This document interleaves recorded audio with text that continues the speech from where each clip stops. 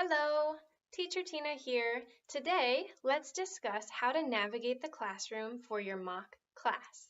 So you probably already passed the interview, woohoo!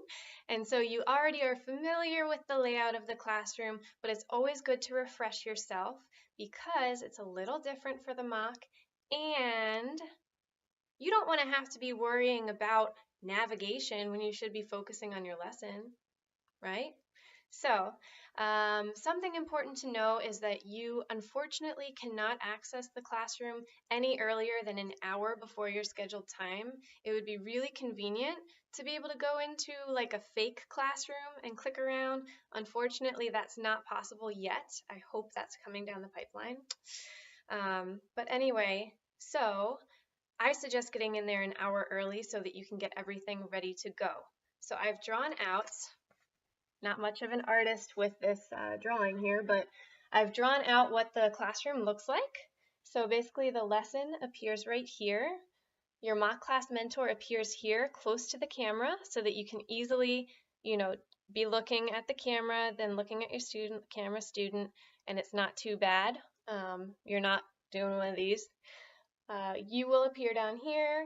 The chat box is over here, which you may use a little bit with your mock class mentor. And then over here we've got docs, clear, and test. Test is really only if you have test or tech issues that you need to be using that. The clear button is basically an eraser for the whole slide. If you need to erase it, you just click that. And then the docs button, this is really important and will help you a lot in that hour beforehand.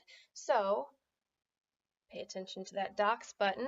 That's where you will go and you will click docs. And then you'll click uploaded by me, and then you'll see the lesson there.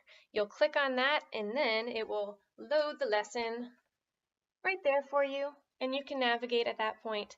So you can either go back by clicking the left arrow, you can go forward by clicking the right arrow, and fun fact, if you hover over the bottom, a little bar comes up and you can actually type in a slide number. This is really helpful when you're practicing for your mock class and maybe you want to skip to the second part of it.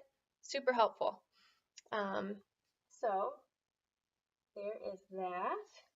Very important. Some other things to know, just like in your interview, it is a flipped image. A flipped image. So basically any text that you have will read the right way for the student, which is really helpful. May take a minute for you to get used to, but hey, you're going in an hour early, right? So you can practice lifting your arms up, seeing how it looks. Perfect. So you got that flipped image going on.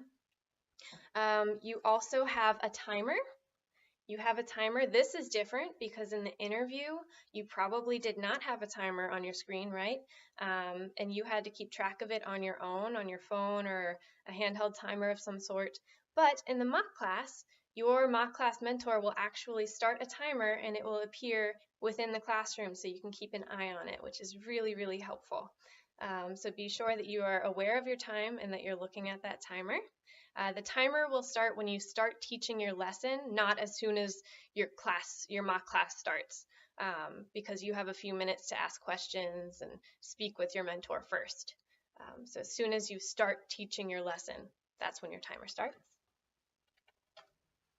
And one more thing that I think is really helpful is I don't want you cursing your cursor. Be careful with your cursor, people. Because let's say that you are demonstrating drawing a line for your student, and let's say that you only demonstrate it on the screen. Okay, so let's say that I'm showing how to draw a line. Oh, they see a completed line. They don't see the whole process of drawing that line. They only see when you release your cursor. So basically, if you want to demonstrate drawing a line, I suggest using a whiteboard first, so you can show drawing a line, and then you can do it on there, and they'll understand, oh, I have to go from A to B. Got it. Okay, so be really careful with your cursor. All right. So those are the tips that I have for you for navigating your classroom. I hope they've been helpful to you. I do love to help coach people through the hiring process. If that sounds like something you would like help with, feel free to follow the directions below. I also like to Skype people when I have time to check their setups and make sure, that their equipment is working really well. So, yeah, feel free to reach out to me and I'd love to coach you. Look out for more videos from me and happy teaching. Thank you. Goodbye.